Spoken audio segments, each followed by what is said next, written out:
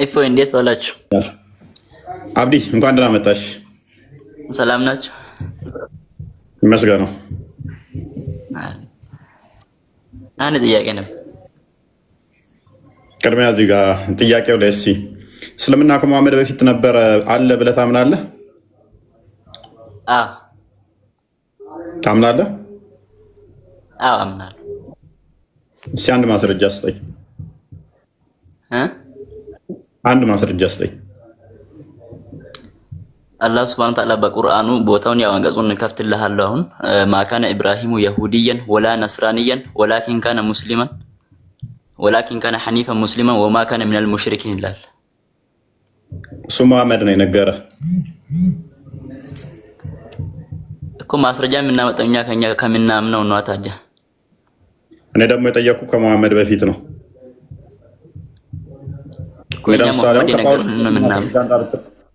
ከአዲስ ኪዳን በፊት ማስረጃ አንጣ ብትለኝ ከነቢያት አስተምሮ አመጣለሁ። ኢሳያስን እስቲ አልፈልገውም ብትለኝ እኔ ሕዝቅኤልን አመጣለሁ። ሕዝቅኤልን አልፈልግም ብትለኝ ኤርሚያስን አመጣለሁ። ኤርሚያስን እስቲ ሌላስ ተጨማሪ ብትለኝ ሚልኪያስን አመጣለሁ። እስቲ ሌላስ ስትለኝ ዳዊትን አመጣለሁ። ሌላስ ስትለኝ ሰለሞንን አመጣለሁ። ሌላስ ስትለኝ የሙሴን አመጣለሁ። ሌላስ ስትለኝ እንትንና አመጣላለሁ። እንደዛ እያልኩኝ ሕዝቅኤልም እንደዛ እያልኩ ቀጥላለሁ። ኢያሱን የኛ ቁርአን ደግሞ ሁሉን መጠቃሎ የያዘ ስለሆነ እኛ የምናምነው በቁርአን ነው። ስለዚህ አንድ ሰው ብቻ ነው አንተ መታመጣልኝ ማለት ነው። ሁሉን መጠቃሎ የያዘ ቁርአን። ስለዚህ አንድ ሰው ነው እሱን ሁሉንም ደግሞ የነገረህ አንድ ሰው ነው። ከጅብሪል በኩል ነው የመጣው። ከዛ ወደ መሐመድ ወረደ። እኛ ደግሞ አማንን ተቀበል። ችግር የለውም እሱ እስማማለሁ። ስለዚህ አንድ ሰው ብቻ እሱ በመሐመድ ጊዜ የተነገረን ብቻ ነው የምታመጣልኝ አንተ ማለት ነው። እኔ ብልህ ትላንትም የሆነ ትንሽ እንትን ያልገባኝም ነገር ነበረ። ማለትም አላህ በቁርአኑ የሁዶች ነሳራዎች አላህ ይግደላቸው ይላል ብላል። ያ ማለት እኮ አምላክ ማለት አላህ ሱብሃነሁ ወተዓላ የትኛው ፈጣሪያችን ስለሆነ የትኛውን ነገር ማድረግ ይችላል። ለምሳሌ እኛን ግን ስደቡ ብሎ ሌላ ሃይማኖት ለምሳሌ በየትኛውም ቦታ እንደውም በሌላ ቦታ አትዘቡ ብሎ ነው እንትን ያደረገው። አንተ ግን አብዲ አዳምጥ። የተጠየቀው ጥያቄ ሌላ አንተ የምታወራው ሌላ። አሁን ራሱ እኔም ልጠይቅ የገባሁት ሌላ እናንተም የምትጠይቁኝ ሌላ። በቃ ወረዳ እንደዛ ከሆነ ቶፒኩ ላይ ማታወራ ከሆነ እኮ እኔ ያልገባኝ ነገር ልጠይቅ የገባሁትን አንዴ ቆይ። የኛ ጥያቄ ከመሐመድ በፊት እስልምና ነበረ ወይ ነው። አንተ ስትመልስ ምናልክ አይሁዳውያንና ክርስቲያኖችን ትላለህ። አጭር ጥያቄ ነው የምጠይቅህ፣ አጭር መልስ ነው የምትሰጠኝ። አይሁድና ክርስቲያኖች እኔ አድሜ ልጠይቅ የገባሁትን መብት ይጠበቅልኝ። አብዲል መብትህን እዛ ቀበሌ ሄደህ መጠየቅ ትችላለህ። አይሁድና እንደዛ መናገር ደግሞ ሙስሊሞች ናቸው። አይሁድና ክርስቲያኖች ሙስሊሞች ናቸው። እኔ ከአንተ ጋር ሳይሆን ከእፎይ ጋር እያወራሁ ነው። እድሉን አስጨርሰኝ። ሰውዬ የጠቀስከው ጥቅስ አለ። አይሁድና ክርስቲያኖች አብደላይ ነው። ሰውዬ አትበል። እፎይን ልጠይቀው የፈለኩት ጥያቄ አለ። እድሉን ስጠኝ ልጠይቀው። ቀጥልናት እፎይ። አብዲ ጥያቄው ላይ ፎከስ አድርግ። መሀል ላይ እኮ ሰው እየገባ እየበጠበጠ ነው። አንተ ለምሳሌ ልጠይቅ የፈለኩት ነገር ቀጥታ ዳይሬክትሊ መጠየቅ አለብኝ። ሌላ ሰው ገብቶ ሲበጠብጠኝ ታዲያ ምን? እኔ አንድ ልብ ነው ያለኝ፣ ሁለት ልብ የለኝም። ቶፒኩን እኮ ሽፍት ስላደረክ ነው አብዲ። እሱም እኮ እንደዚህ አንተም እኮ ማስተናገድ አለብኝ። እኔ ልጠይቅ ገባው አይደል? ከገባው በኋላ አንተም እኮ እኔ መረዳት አለብህ። እሺ ቀጥል። እሺ ምንድን ነው ጥያቄ? እኔ ጥያቄ አሁን ያው እንትን ነው። እሺ ነገር ግን አሁን ከእግዚአብሔር የሰማሁትን እውነት የነገርኳችሁን ሰው ልትገድሉኝ ትፈልጋላችሁ ይላል ኢየሱስ። ሰው የሚለውን ነገር ላይ ነው ልታብራራልኝ የሚፈልገው። ሙሉ ምዕራፉን አንብበዋል? ያው እያነበብኩት ውስጡ ላይ ነው ያገኘሁት። ኦኬ ምን እዚህ ጋር ምን አስጨነቀህ ስታነበው? ሰው የሚለው ነገር። ኦኬ ስለዚህ አምላክ እንደሆነ ታምናለህ ማለት ነው። ሰው የምትለው አልገባለች። አላማንኩም። እኔም ሰው ነው ብዬ ነው ማምነው። መጽሐፍ ቅዱስም ሰው ነው የሚለው። ኦኬ ታዲያ ለምን ጠየቀኝ? ካደ ለምን ጠየቀኝ? ካደ አንተ ጌታ ነው ብለህ ካመንክ እንዴት ልትል ቻልክ ብዬ ነው ጠየቅኩህ። ኦኬ እሺ፣ አንዴ ክርስቲያን ክፈተው። ዮሐንስ ወንጌል ምዕራፍ 8 ነው። ቁጥር ስንት? 40 ኦኬ። ነገር ግን አሁን ይሄ ክፍል ሙሉን አንብበው ክርስቶስ አምላክ መሆኑን እንደው የሚናገር ነው። አባት ማን ነው አንተ? ሀጂ አወል። ኦኬ ፈጣሪ አባት ሊሆን ይችላል። አላህ አባት ሊሆን ይችላል።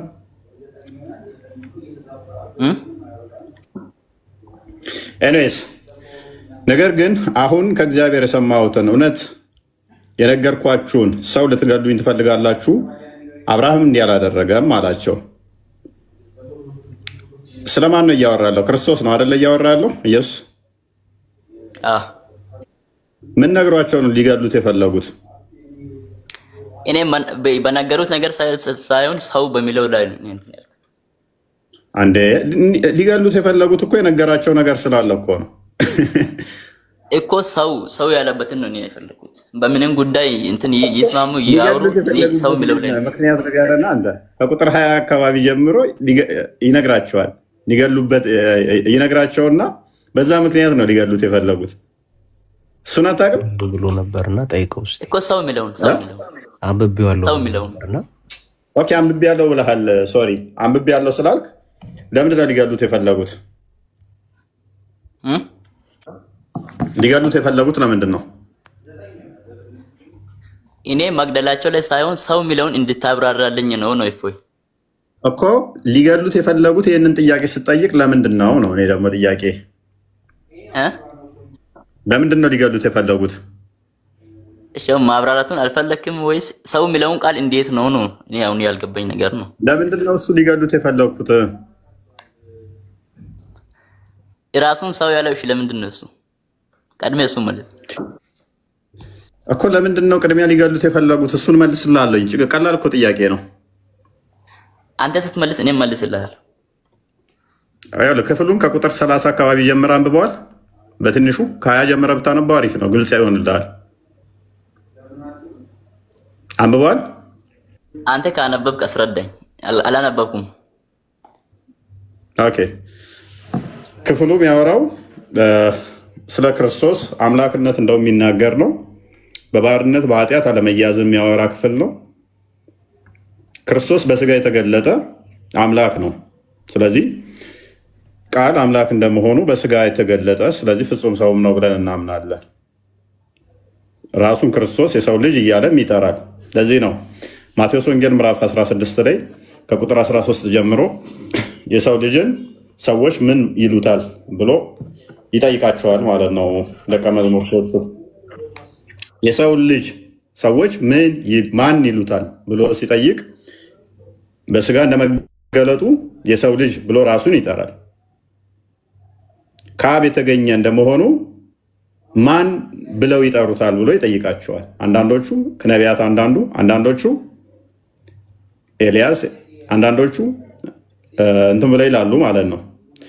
እርሱስ እናንተስ ማን ትሉኛላችሁ አላቸው። ጴጥሮስ ምን አለ? አንተ ያው የእግዚአብሔር ልጅ ነህ ብሎ መለሰለት ማለት ነው። ስለዚህ በስጋ እንደመገለጡ የሰው ልጅ ይባላል። ራሱን የሰው ልጅ ይላል። ተዛስ የነገርኳችሁን አለ እሱ አምላክ እንደሆነ ከአብ ጋር የተካከለ ዮሐንስ ወንጌል ምዕራፍ 5 ቁጥር 18 ላይ ከአባቱ ጋር የተካከለ መሆኑን ሲነግራቸው ግን እኔና አብ አንድ ነን እኩል ሲላቸው እንዴት ራስን ከአብ ጋር እኩል ታደርጋለህ ብለው ሊገሉት ይፈልጋሉ። አባታችሁ አብርሃም እንዲህ አላደረገም አላቸው። እናንተ ከአባታችሁ ከዲያብሎስ ናችሁ አላቸው። ከቁጥር 30 አካባቢ ጀምረ ብታነበው በኃጢአት ባሪያ ስለሆኑ ይነግራቸዋል ማለት ነው። ልጅ ብትሆኑ እንደዚህ አትሆኑም። ባሪያ በውጭ ነው የሚኖረው፣ ልጅ በቤት ውስጥ ነው የሚኖረው እያለ ይቀጥላል። እናንተ አሁን ባሮች ናችሁ፣ በውጭ ነው ያላችሁት። እኛ ልጆች ነን። ዮሐንስ 1 ቁጥር 11 ላይ ወደ ገዛ ወገኖቹ መጣ፣ ለተቀበሉት እግዚአብሔር ልጅነትን ሰጣቸው ይላል። ይህም ከስጋና ከደም አይደለም። ሮሜ ምዕራፍ 8 ቁጥር 15 ላይ አባት አባት ብለን የምንጮህበትን የልጅነት መንፈስ ሰጠን፣ ልጅ ከሆንን እንዲያውስ ወራሽ ነን ይላል። ክፍሉ ስለ ኃጢአት ባሪያ መሆንና ስለ ልጅነት የሚያወራ ክፍል ነው። ያመጣው እስልምናን የሚቀብር ነው። ቁጥር 50 ላይ አድርገው 52 አድርገው የነገርኳችሁን አላቸው። ቆይ አንዴ የነገርኳችሁን ልገሉ ትፈልጋላችሁ አለ። ስለዚህ የነገራቸውን ሊሰሙ አልፈለጉም። ቁጥር 52 ላይ ምንድን ነው ይላቸዋል? ከዛ ቁጥር 52 ላይ ኦኬ እንደዚህ ይላል፣ እናንተም ቃሌን የሚጠብቅ ቢኖር ለዘላለም ቆይ ሶሪ አብርሃምስ እንኳ ሞቱ ነቢያትም አንተ ጋር እኔን አለብህ አሉት። አወቅን። አብርሃም እንኳ ሞተ ነቢያትም አንተ ቃሌን የሚጠብቅ ቢኖር ለዘላለም ሞትን አይቀምስም ትላለህ አሉት። ምን አላቸው? ቃሌን የምትጠብቁ ከሆነ ዘላለማዊ ትሆናላችሁ፣ ኢተርናል ትሆናላችሁ አላቸው። ፍጡር እንደዛ ማለት ይችላል? አብዲሌት የነገርኳችሁን ሰው ልገሉ ትፈልጋላችሁ አላቸው። ከዛስ ቃሌን ብትጠብቁ ደግሞ ዘላለም ትሆናላችሁ አላቸው። የፍጡርን ቃል ጠብቆ ዘላለማዊ መሆን ይቻላል? ወንድማችን እሱ ከራሴ ምንም ልናገር አልችልም ብሏል። ሌላ ቦታ ላይ ከአብ እንጂ ከራሴ ምንም ማድረግ አልችልም ብሏል። እሱ መልስላለሁ። ስለዚህ ቃሌ ምንድነው አለ? ዘላለማዊ የሚያደርግ ነው አለን። ቴንኪው። ዘላለማዊ የሚያደርግ ከሆነ ቃሉ ከዛ ከአባታቸው አብርሃም በፊትም እንዳለ ክፍሉ የሚናገር ነው። አብርሃም ሳይወለድ እንኳን አለው ይላቸዋል መልሶ ማለት ነው። አንተ ከአባታችን ከአብርሃም ትበልጣለህ፣ ትናንትና 50 ዓመት ያልሞላ 40 ዓመት ያልሞላ ሲሉት አብርሃም ሳይወለድ እኔ አለው ይላቸዋል። ከፍ አድርገው። ኦኬ ኢየሱስም እውነት እውነት እላችኋለሁ አብርሃም ሳይወለድ እኔ አለሁ አላቸው። በስጋ እንደመገለጡ ክፍሉ ከአብርሃም ዘር እንደመገኘት የሚያወራ ነው። ዕብራውያን ምዕራፍ 2 ቁጥር 15 ላይ ወንድሞቹ በስጋና በደም ስለሚካፈሉ እርሱም በሞት ላይ ሞትን ለመሻር ምን አለ ይላል? በደምና በስጋ ተካፈለ ይላል። ስለ አብርሃም ዘር ሙሉ ክፍሉ የሚያወራ ስለሆነ ከዛስ አብርሃም ሳይወለድ አለሁ አለ። አያት ሳይወለድ አብዲል አንተ ልኖር ትችላለህ?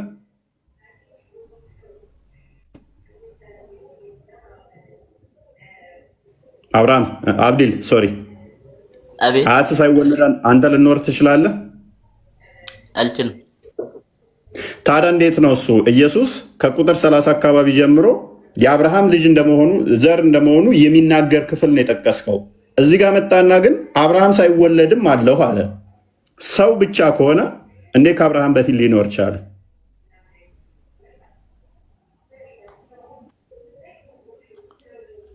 ለምን ሰው ብሎ ጠራ ነው ምክንያቱን እኔ ፈለኩት። ጎበዝ። ስለዚህ በስጋ እንደመገለጡ ነው እኮ እፎይ ይሄ ሰውዬ በኋላ ቀን ይረዳ ከፈለገ። ኦኬ። ስለዚህ በስጋ እንደመገለጡ በስጋ ከአብርሃም ዘር እንደመምጣቱ ራሱን ሰው ብሎ ይጠራል ማለት ነው። ለዛ ቃል አስቀድሞ ግን አብርሃምንም የፈጠረ ስለሆነ ከአብርሃም በፊት ነበርኩ አለ ማለት ነው። ቤቢ ግልጽ ይመስለኛል። ወደ ቶፒኩን መልሱት። እሺ ክርስቲያን መልሰው። ቢኒ እንኳን ደህና መጣ።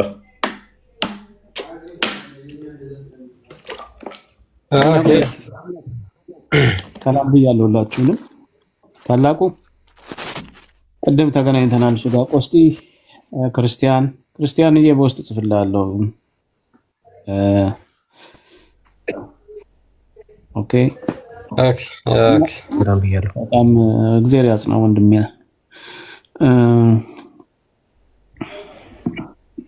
ኤኒሃው በቃ ቅድም ያለችው ልጅቷ ላይ ትንሽ ሀሳብ ለመስጠት እንደው ሙሴን የጻፈውኛ ከዛ በፊት አላላለ ሙሴ ነብይ ለመሆኑ ደግሞ ራሱ መሐመድም ጭምር የሚስማማበት ነው። እኛ መሐመድ ነብይ ነው ብለን አንልም።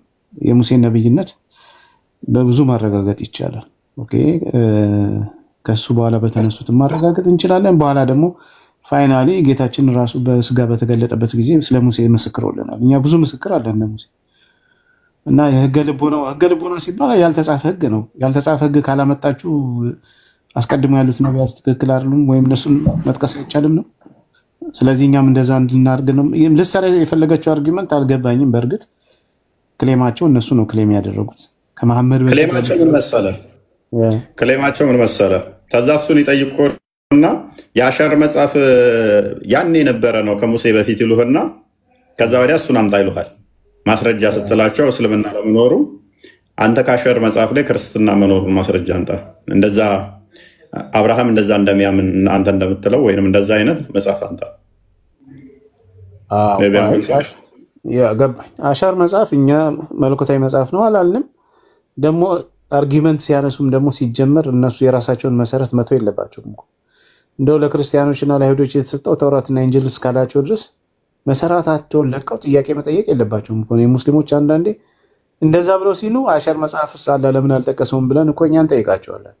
ካለ ወይስ አያውቅም ነበር ወደ ራሳቸው ይመለሳል። ባይዘው አስተምሮ ይሄ ጥያቄ ወደ ራሳቸው ነው የሚመለሰውና ሁሉ ጊዜ ሙስሊሞች አርጊመንት ሲሰሩ ራሳቸውን በጠረባ እየመቱ እየተፈጠፉ ነው አርጊመንት የሚሰሩት። ምን አገባት እሱ አሻር መጽሐፍ ብላ መጠየቅ አችልም። አላህ የጠቀሰው ተውራትና ኢንጂል ብሎ ነው ያለው። እሺ ዑመር አንዴ ጨርሻለሁ። በቃ ችግር የለም። እሺ ቀጥል። ችግር የለውም እኮ እኛ ቢኖር እኮ ክሌም አድርገን ቢሆን ኖሮ እንደዛ መለኮታዊ መጽሐፍ ይወረዳል ብለን ክሌም ካደረግን ችግር የለውም ብትጠይቅ። እንደዛ ብለን ክሌም አላደረግንም። ለዛ ነው። ኤኒዌይስ ዑመር እንኳን ደህና መጣህ። እንኳን ቆየህ። ሰላም ነው ይመስገን። ስለዚህ አንድ መለኮታዊ መጽሐፍ ነው ለማለት ምን መስፈርት ማሟላት አለበት? የእኛን ነው ወይንስ እናንተን? የማንንም እምነት ይሄ መጽሐፍ መለኮታዊ መጽሐፍ ነው። ቁርአንንም ይሁን ባይብልንም ይሁን የሂንዱ መጽሐፍም ቢሆን ይሄ መለኮታዊ መጽሐፍ ነው ለማለት ምን አይነት መስፈርቱን ከምንድን ነው? ምን አይነት መስፈርት ማሟላት አለበት? ኦኬ መለኮታዊ መጽሐፍ ለመሆን አንደኛ የመጽሐፉ ባለቤት ማለትም ባለቤት የወረደለት አካል ታማኝ መሆን አለበት ማለት ነው። ታማኝ ሴስ የተመረጠ የተቀባ መሆን አለበት ማለት ነው። መሐመድን እኛ ስለማናምነው ምንም መስፈርቱ የመጽሐፉ ላይ ሰራ ማለት ነው። በመጀመሪያው መሐመድ ስህተት ስለሚሆን ነብይ ነው ብለን ስለማናምን ማለት ነው። ጀነራል ወደ መሐመድ እንመጣለን። ጀነራል አንድ ቼክ ፖይንት እናስቀምጥና በሱ ቼክ ፖይንት እስቲ ቼክ እናደርገዋለን መስፈርቱ ነገርኩ እኮ። እሺ አንድ አልኩኝ እኮ። እሺ የተቀበለው ሰው ታማኝ የተቀበለው ሰውዬ የተቀበለው ሰውዬ ታማኝ መሆን አለበት አልከኝ። ያ በነቢያት የተገለጠለት መሆን አለበት። የተገለጠለት ስንል ከእያንዳንዱ ነቢያት አስተምሮ ጋር አንደኛ አብሮ መሄድ መሆን አለበት። አንደኛ ምስክር ሊኖረው ይገባል። ሁለተኛ ደግሞ ሰክሴሽኑን ጠብቆ መምጣት አለበት። ከነኛ ጋር ተጋጭቶ የሚመጣ ከሆነ ሰንበዲ የሆነ ቦታ ላይ ነብይ ነኝ መጽሐፍ አለኝ ልክ እንደ ጆን ስሚዝ መጽሐፍ አለኝ ብሎ ቢመጣ ነብይ ነኝ ብን አንቀበለው። ያንን ክሌም ደምሳሽም ስላደረገው በሀገራችን ማለት ነው ተገልጦልኛል ላይ አይልም ይላል። ነገር ግን በነቢያቶች ሌሎቹ ጋር ከሌሎቹ ነቢያት አስተምሮ ጋር የሚጋጭ ከሆነ ከሌሎቹ ትንቢት ከሌለው በእነኛ ክሌሞች ውድቅ ይሆናል ማለት ነው። ስለዚህ አሁን ምንድነው እሱ ቶፒካችን መጽሐፍቱ መስፈርት ነው አይደለም ሳይሆን እስልምና ነበር አልነበረም ነው ቶፒኩን ሽፍታ አደረከው። ኤኒዌይስ ግን ሰንበዲ አመሳስሎ ራሱ ቢመጣ ፎር ሴክ ኦፍ አርጉመንት ቢያመሳስልስ አለ ነው ማለት ነው አይደለም እኮ። ለምሳሌ ጉልሞር የሚባለው የአመድያኖች እንትን እስልምና ውስጥ መጥቷል። አህመድ የሚባለው ለእኔ ነው የተሰጠው እንጂ ለመሐመድ አይደለም ብሎ ነው የሚያምነው። ትንቢት የተነገረው ለእኔ ነው ብሎ ነው ቁርአኑን የሚወስደው። እዛ ብዙ እንትኖችን ወስዷቸዋል ለራሱ። ትቀበሉታላችሁ እንደዛ? ስለ መጽሐፍ ቅዱስ ውስጥ ያሉትን እንደ አስተምሮታችን አመሳስሎ ነብይ ነኝ ስላለ ነብይ አይደለም። ይሄ ብዙ ማተር አያደርገንም ቶፒካችን ስላልሆነ፣ ግን እንመለስና ወደ ዋና ቶፒካችን። ከመሐመድ በፊት እስልምና ነበር ወይ?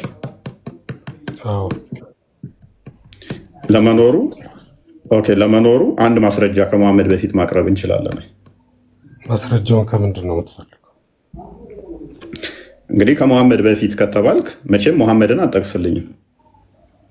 እሺ፣ ስለዚህ እስላም ማለት ከትርጉሙን ጀምረና ምን ማለት ነው?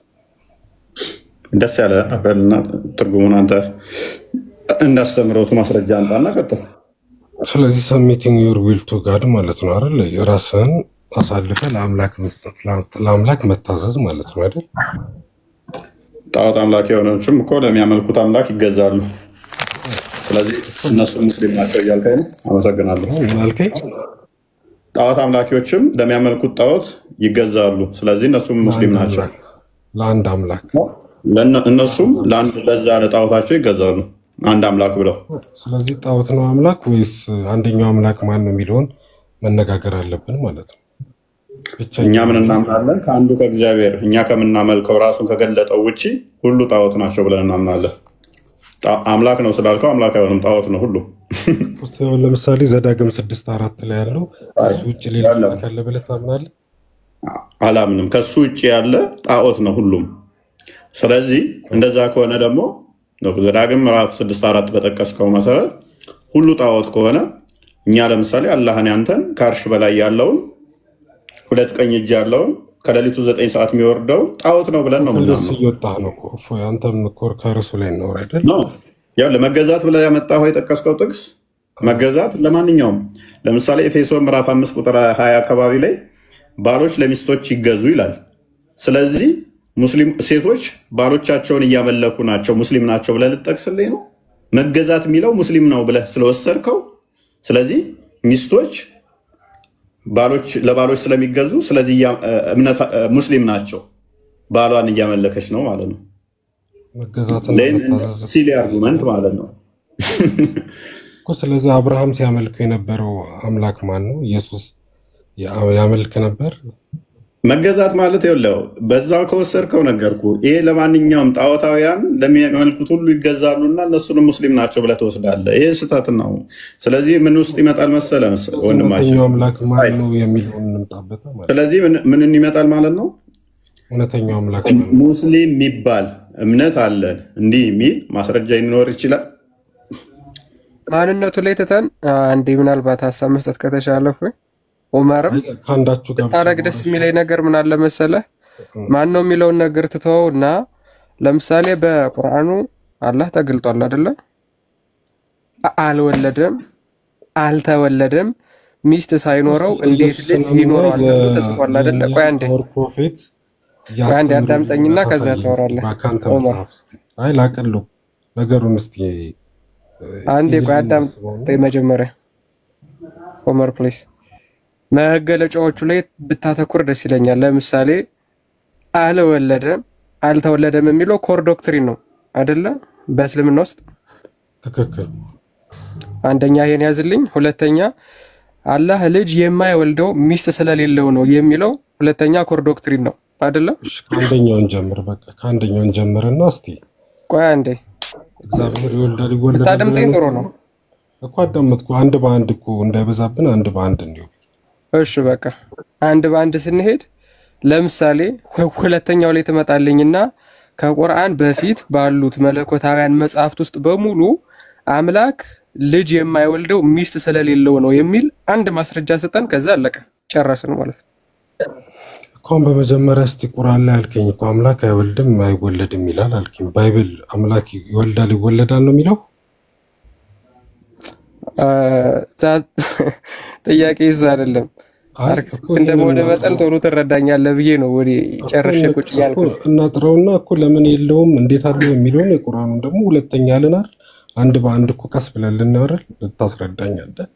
ማላቁ ነው ደግሞ እንትላሉ ሶ ኮር ዶክትሪን እንደመሆኑ መጠን በሁሉም መጽሐፍት መገኘት አለበት አይደለ? አሁን ለምሳሌ በመጽሐፍ ቅዱስ ልንገር ዘሌዋውያን ላይ ያለው እኔ ቅዱስ ነኝና እናንተም ቅዱሳን ሁኑ የሚለው ቴዎሲስ ኮር ዶክትሪን ስለሆነ የማቴዎስ ወንጌል ላይ ታገኘዋለህ ቃል በቃል ማለት ነው። ክርስቶስ እንግዲህ ወንድ ልጅ ይወለዳል፣ ድንቅ መካር ኃያል የዘላለም አባት የሰላም አለቃ ተብሎ ይጠራል ነው ድንግል በድንግልና ጸንሳ በድንግልና ተወለደች የሚለውን ይሄንን የሉቃስ ወንጌል ላይ ታገኘዋለህ። ለምን? ኮር ዶክትሪን ስለሆነ ማለት ነው።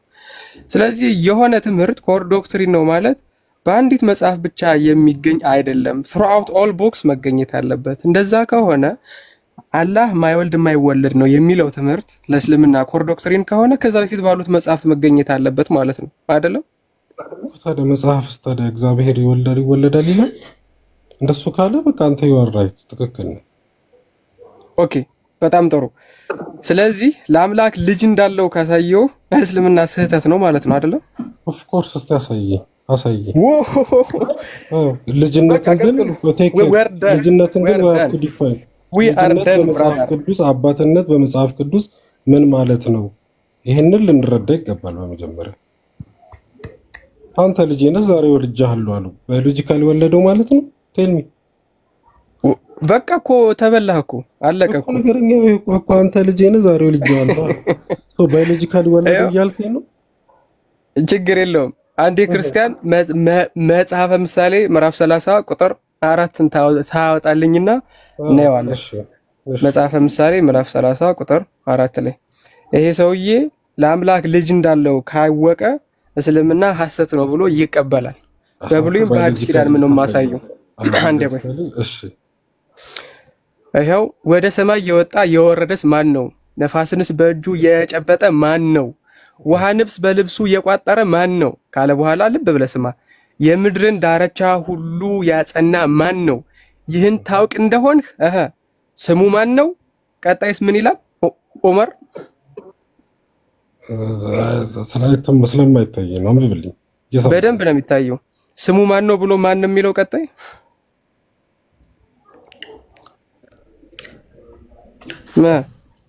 ምን ይላል? የልጁ ስም ማን ነው?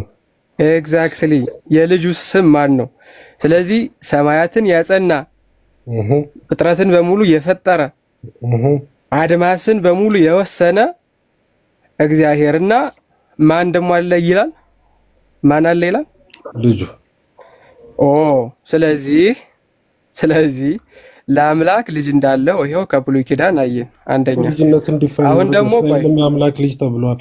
አዳምም የአምላክ ልጅ ተብሏል። የእግዚአብሔር የሚያከብር ሁሉ የእግዚአብሔር ልጅ ተብሏል። ሶ ልጅ ማለት ዲፋይን እናድርገው። ልጅ ማለት ዲፋይን አድርግልኛ። ልጅ ማለት ነው የፈለገው አይነት ልጅ ይሁን እንደፈለገው አድርገህ ተረዳው። ባዮሎጂካል ልጅ ብየለረው ብትፈልግ ማደጉ በለው ብትፈልግ ባህሪያዊ በለው አይ ዶንት ኬር። ባዮሎጂካል ልበለው ባዮሎጂካል ብየለረው እንደፈለግ አለ። ቆይ አንዴ ዑመር ፕሊዝ።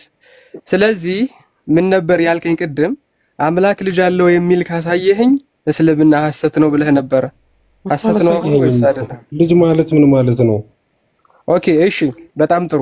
ልጅ የሚለውን ትረዳዋለህ ማለት ነው እኮ። ባዮሎጂካሊ ልረዳው እኔ ምድረዳውን አባትና ልጅ እንደፈለክ አድርገህ ተረዳው። ምክንያቱም ለአላህ በምንም አይነት መልኩ አፕላይ ስለማያደርግ ቆይ አንዴ አባቴ ከእናቴ ጋር ሴክሹዋል ለአላህ በምንም አይነት መልኩ አፕላይ ስለማያደርግ መጫጫህ እንዳይሆን። ይኸውልህ የኔ ጥያቄ ምን ነበረ ከመጀመሪያው? ምን ብዬ ጠየቁ? አልወለደም አልተወለደም የሚለው ኮር ዶክትሪን በሌሎች መጽሐፍት ውስጥ አለ ወይ ስልህ የለም።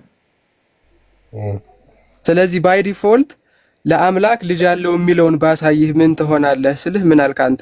እስልምና ሐሰት ነው እላለሁ አልክ። ቡም ይሄው ልጅ እንዳለው አየህ። ስለዚህ እስልምና ሐሰት ነው ማለት ነው። አለቀ። ቀላል እኮ። እሺ ላውራ እኔ እኮ እንዳላቋረጠ ላውራ ቀጥል። ስለዚህ በመጽሐፍ ቅዱስ ልጅ ማለት አባት ማለት ምን ማለት ነው? ምንም ይሁን ዑመር ምንም ይሁን ሎክ ባዮሎጂካሊ ይሁን ተፈለከ ጸጋ በለው አዳም ባዮሎጂካሊ ይሁን እንዳንተ አስተምሮ ከፈለከ ባህሪ በለው ተፈለከ ጸጋ በለው ከፈለክ ባዮሎጂካል በለው ሶስቱም ስለተጠቀሱ ቁርአንህ ላይ የፈለከውን በልና ወሰድና ይቻላል በልና ተርጉመው እኮ። ስለዚህ ባዮሎጂካሊ ልውሰደው እንደፈለኩ ሰደው አልከ። በዛ ተርጉምና አሁን በልና ቀጥል። ምክንያቱም በዛ ለተርጉምና እንደዚህ ያስተምረዋል የሚል አስተምሮ ሶስቱም ስለተጠቀሱ ቁርአንህ ጋር ቀጥል ይሰራልኛል ካልክ። ስለዚህ ይሄው መዝሙረ ዳዊት ላይ አንተ ልጄ ነህ ዛሬ ወልጄሃለሁ ሲለው ምን እንዴት ነው የወለደው? አስረዳኝ አንተ። እንደፈለኩ ሰደው እንዴት ነው የወለደው? ሶስቱም ተጠቅሰዋል አልኩ። ባዮሎጂካሊ እንዴት ነው እሷ ሶስቱም ስለተጠቀሱ ቁርአንህ ላይ ላስታውስ። ሱራ 601 ባዮሎጂካሊ፣ ሱራ 5:18 በጸጋ፣ ሱራ 43:81 በባህሪ ሶስቱም ስለተጠቀሱ ማተር አያደርግም። ቃዳም ማተር አያደርግም። ስለዚህ የፈለከውን በልና ይሄኛው ይቻላል በለን። ባዮሎጂካሊ ነው የተቃወምነው እኛ እንጂ ለምሳሌ ባህሪን አልተቃወመም። የባህሪን አልተቃወመም። በመጽሐፍ ቅዱስ ላይ የባህሪ አምላክ የሚል አላየሁም። ባህሪ ማለት ምን ማለት ነው? ባህሪ ማለት ምን ማለት ነው? ደሴማስ ታንክ ዩ ደሴማስ ውሽዝ እንዳላ ገዢ መሪ የሚሆን ልጅ ማለት ነው። እሱን አልተቃወመም ብሎናል። ክፈትልኝ ክርስቲያን 4381 እንደሱ የሚል እንደሱ አላልኩም። ባህሪ እንዴት እንደተቃወመ ላሳይህ ጨምርልሃለሁ። እንደሱ አይደለም ያልኩትን ላጥራለህ። አንብብ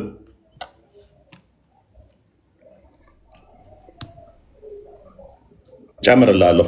አይ ቲንክ ቆስቲ ያዘጋጅልኝ 1993 ነው ምናምን አካባቢ ወይንም ታላቅ ሄደበት እፎይ ገብቷል። ምንድን ነው ያልኩት? ይሄ ምን አይነት ልጅነት ነው? እንትንም እኮ ቢሆን ይኸውልህ ዑመር አሁን ባህሪያዊ የሚለውን ተወውና አሁን አንተ ለምሳሌ ያለህ ልጅ ነህ እንደፈለክ አድርገህ ተረዳውና ያለህ ልጅ ነህ እንደ መጽሐፍ ቅዱስ ፈጠረ በሚለው ላይካው ፈጠረ። እንደ መጽሐፍ ቅዱስ አይደለም እንደ እስልምና ነው እያወራን ያለው። መጽሐፍ ቅዱስም ልጅን ሲል አባትህ ነው ዑመር አንዴ አዳምጠኝ። አላህ በሚለው አባትህ ነው ፈጣሪ እሱ ብቻ።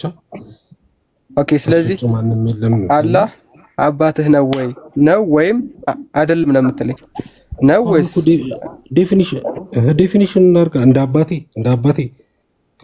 እንደ ቁርአን አስተምህሮ ነው የምልህ። አምላኬን የሰዋዊ ስም አልሰጠውማ ዑመር የመጨረሻ ደቂቃ። ምክንያቱም ምንም የምታውቀው ነገር ስለሌለ ነው የተውኩ። ምንም የምታውቀው ነገር የለም። እንደ ቁርአን ነው እንጂ እየሰማሁኝ ነው አይደል? እስካሁን እየሰማሁኝ ነው አይደል? እንዳንተ ተረት ተረት አይደለም። እኔ እንደ ቁርአን ነው የምናወራው እንጂ አንተ አይምሮ ውስጥ እዛ የተሞላኸውን ተረት ተረት እኛ ጋር ዘው አትምጣ። ለዚህ ነው የፈለከውን በልና ሄድ ያልኩህ። የፈለከውን ብትተረጉም ስለማስኬድ ነው ቁርአኑ። እንዲህ ተርጉሜ እናንተን ላመቻቸው ብትል እዛ እንደሚተረጉሙት ቁርአን ስለማይፈቅድልህ ስለማቅ ነው። አይፈቅደውም። ሁሉንም ይከለክለዋል፣ ይዘጋዋል። ስለዚህ ለእኛ ጋር ስትመጣ እንዳንተ አስተምሮ መሆን አለበት። አሁን ያንን ማሳየት ትችላለህ። ሙስሊም አማኝ ነው የሚል ማሳየት ትችላለህ።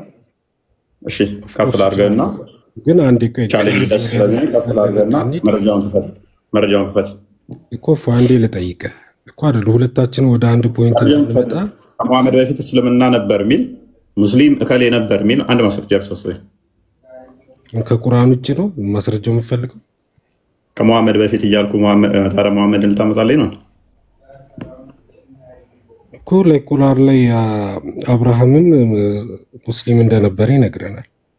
እሱን የነገረው መሐመድ ነው እንጂ ታዲያ ከመሐመድ በፊት ነው? ቁርአን ነው። ቁርአን እኮ እሱን እስማማለሁ እኮ መሐመድ ይኸውልህ ዑመር፣ እኔ እኮ መሐመድ አንድ ኤግዛምፕል ነው። አንድ ሴት ዝሙት የዘሞተ ስንት ምስክር ያስፈልገዋል?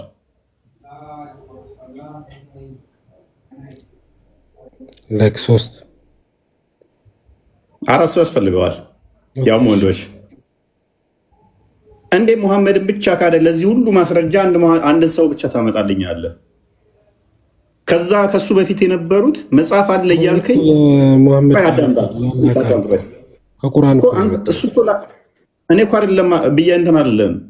ዝሙት ለዘሞተ እንኳን ለአንድ ሰው እንኳን ለዝሙተኛ እንኳን ማስረጃ 4 ሰው ግዴታ ያስፈልጋል።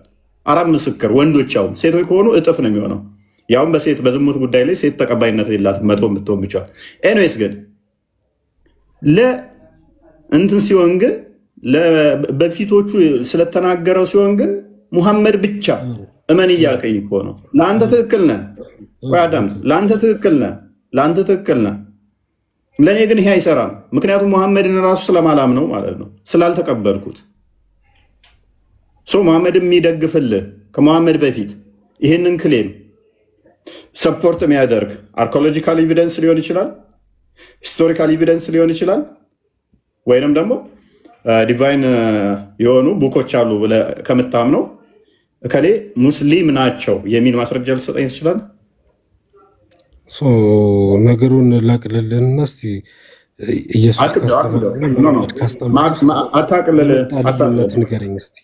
አታቅልልህ፣ አክብድና ሙስሊም እከሌ ነው የሚል ማስረጃ ልትሰጠኝ ትችላለህ? በእኔም ራሱን ሙስሊም የሚል ሊትራሊን የፈለግከው የለም እሱን ነው የፈለከው ነገርኛ በሚገባ ምክንያቱም ነበር እንደዚህ አይነት ሃይማኖቱ ስሙ ራሱ አስቀድሞ ነበር ብለህ ካመንክ ግዴታ ነው አይ በመሐመድ ጊዜ ነው የወጣው ካልክ እንስማማና ከዛ ምን ነበር ቢለው እንስማማለን እንወያያለን አሳልፎ መስጠት ሙስሊም ማለት ነው አልኩ እስላም ማለት ነው አልኩ ስለዚህ እስላም ተብሎ አይጠራም ከዛ በፊት ደኔ ምክንያቱም አረቢክ ኦሪጅን ስለሌለው ላይሆን ይችላል ሜቢ ኦኬ ስለዚህ እስላም የሚለው በመሐመድ ጊዜ ነው የመጣው ያልከን ነው ስሙ ይስሐቅም ያዕቆብም ነብዩ መሐመድም ኢየሱስም ሲያመልኩት የነበሩና እንድናመልከው አይ የነገሩን አንድ አምላክ ነው ቆይ ዑመር ስለዚህ ሙስሊም የሚለው ኔሚንግ የመጣው ራሱ በመሐመድ ጊዜ ነው ያልከን ነው ሶይትና አረቢክ ኦሪጅን እኮ ነው ኦፍ ኮርስ ታንክ ዩ ምንድነው ክርስቲያን ከፈበል ስለዚህ አብርሃም ሙስሊም ብሎ ስም አወጣ የሚለው ስህተት ነው ማለት ነው ክርስቲያን አንዳውታለት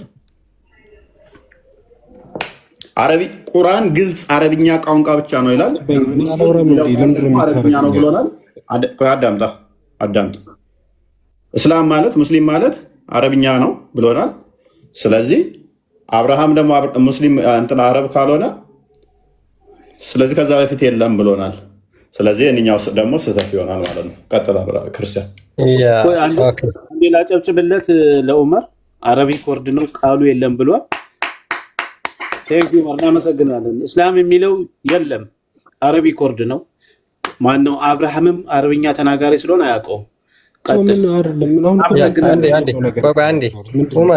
ዑመር አንዴ ይሄ ነገር የሚመጣው ኢስላም ወይ ሙስሊም የሚለው ስያሜ ላይ ብቻ አይደለም አላህ የሚለው ቃል አረብኛ ነው ስለዚህ አምላካቸው ስም ካለ አላህ የሚለው አረብኛ ብቻ ነው አንዴ ስለዚህ ወደ አምላካችሁ ስም ራሱ ማን ነበረ እነ ሙሴ ሲያመልኩት የነበረው ስሙ ማን ነበር ብለን እንጠይቃቸዋለን ምክንያቱም አላህ ነው የምትሉን ከሆነ አላህ አረብኛ ነው ስሙንም በዛው ማን ብለው ነበር የሚጠሩት የሚለውን ማዘጋጀት ከሴሜቲክ ላንጉጅ ውስጥ ላይክ ኤሎሂም ይላል እኮ አይደል ኦኬ ስለዚህ ካላህ የሚባል ውጪ ሌላ ስም ነበረው ማለት ነው ለምን ላይክ ሁሉም እኮ ከዛ እሺ አላህ በቻይንኛ ማን ነው የሚባለው ሴሜቲክ ያልሆነ ቋንቋ ለምን በሁሉም ቋንቋ መልእክተኛ ልክ ያለው ብሎ ስለተናገረ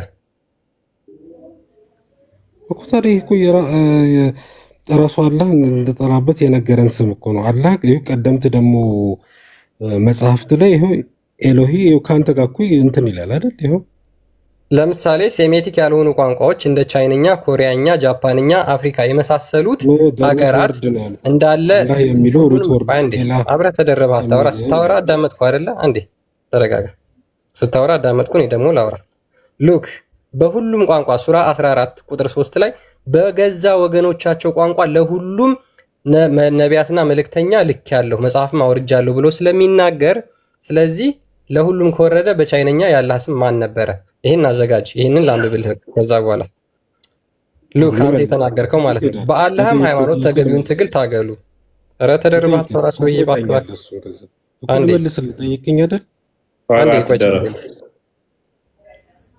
በአላህም ሃይማኖት ተገቢውን ትግል ታገሉ እርሱ መርጧችኋል በእናንተም ላይ በሃይማኖት ውስጥ ምንም ችግር አላደረገባችሁም የአባታችሁን የኢብራሂምንም ሃይማኖት ተከተሉ እርሱ ከዚህ በፊት ሙስሊም ብሎ ሰይሟችኋል ኢብራሂም ምን ተናጋሪ ነበር አብርሃም ደግሞ ኢብራሂም ማን ብሎ ሰይሟቸዋል ሙስሊሞች ብሎ ሰይሟቸዋል ቀደም በተናገረው ሎጂክ መሰረት ማለት ነው ስለዚህ ኢብራሂም ቃሉ ብሎናል ስለዚህ ኢብራሂም ደግሞ ሙስሊም ብሎ ሰይሟል ይላል which is ግጭት አለበለዚያ ደግሞ ኢብራሂም አረባዊ መሆን አለበት እስላምና ሙስሊም ይለያያል አሊያም አብርሃም ምን መሆን አለበት አረባዊ መሆን አለበት ማለት ነው ምክንያቱም ቁርአኑ ምን ይላል ግልጽ አረብኛ ቋንቋ ነው ይላል አረብኛ ቋንቋ ብቻ ነው ያዘው ማለት ነው አለስ ምን መሆን አለበት ግልጽ ያልሆኑ አረብኛ ያልሆኑ ቃላቶችም ይዟል ማለት ነው እናንተ ብቻ ነው እንደምትወርቱ አልገባኝ ምንድነው እኔ ሰውራ ፋፊ ይላል እንደኔ ያለውራ ቀጥልሽ በመጀመሪያ እስላምና ሙስሊም ይለያያል እሺ ቀደምት ነቢያት ላይክ ራሳቸውን ለአንድ አምላክ ይገዙ ነበር። አብርሃምም ይገዛ ነበር፣ ይስሐቅም ይገዛ ነበር። ራስን ለአንድ አምላክ ብቻ አሳልፎ መስጠት ኢስላም ይባላል አይደል? እሺ ስለ አላህ በዚሁ ላይ እንስማማና ዑመር እስቲ አንድ መረጃ ብቻ ስጠኝ፣ ከሌ ሙስሊም ነው የሚል ማስረጃ አንድ ብቻ ስጠኝ። ከመሐመድ በፊት አሁን ተሳይመዋል፣ ተስማማል። ስለዚህ ከመሐመድ በፊት አንድ ሰው እምነቱ ሙስሊም ነው የሚል ማስረጃ ስጠኝ። አሁን በጣም ጥሩ ፎር ዘ ሴክ ኦፍ አግሪመንት እሺ፣ እምነታቸውን አናቅም ልበልህ እናንተ ላይክ ናይሴድ ኢየሱስ ሙስሊም ነበር። ምክንያቱም ምትለኝ ራሱን ለአንድ አምላክ ብቻ ይገዛና አሳልፎ ይሰጥ ነበር። አንተ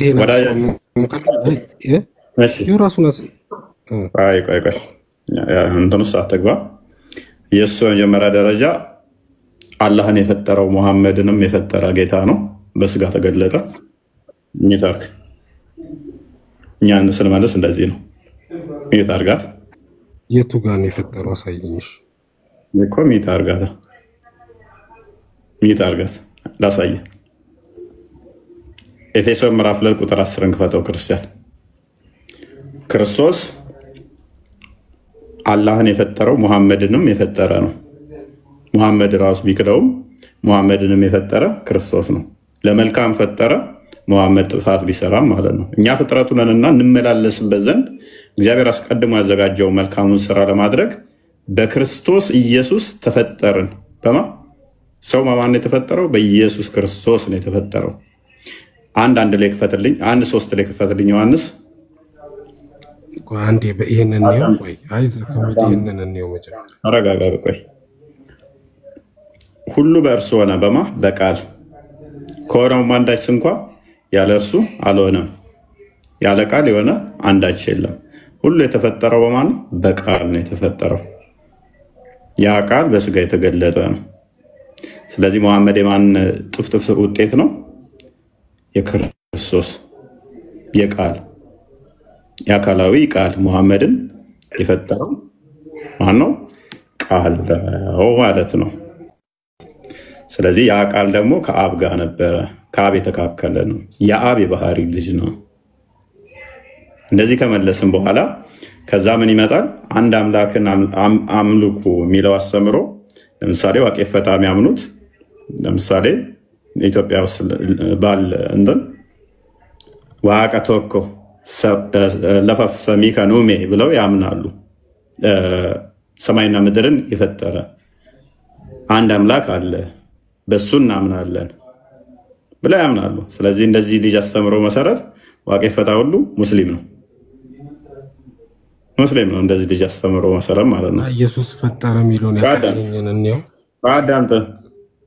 እንደዚህ ልጅ አስተምሮ መሰረት ሞር የተሻለ ሁኔታ ደግሞ አሁንም አይሁዶች አንድ አምላክ ብለው ነው ያምኑት። ስለዚህ ሙስሊም ናቸው እንደዚህ ልጅ መሰረት። እንደዚህ ልጅ አስተምሮ መሰረት እኛም አንድ አምላክ ብለን ነው የምናመልከው። እንደዚህ ልጅ አስተምሮ መሰረት እኛም ሙስሊም ነን። 5 6 3 4 2 አምላክ ብለን አናመልክም። እኛ ምናልባት የሱ አላህ ቃል ከሌለው ዲዳ ነው። እኛ አምላካችን ቃል አለው ብለን እናምናለን። ምናልባት የዑመር አላህ እስትንፋስ የሌለው ህይወት የሌለው ከሆነ ሙት ነው። ስለዚህ የሱ አላህና የኛ አምላክ ስለሚለያይ እኛ አምላካችን ሕያው ነው ስንል መንፈስ ቅዱስ ብለን እንጨምራለን። እስትንፋስ እግዚአብሔር ብለንም እንጠራለን። ስለዚህ አይ ቃልም አለው ሕያው ነው ህይወትም አለው አስገኝ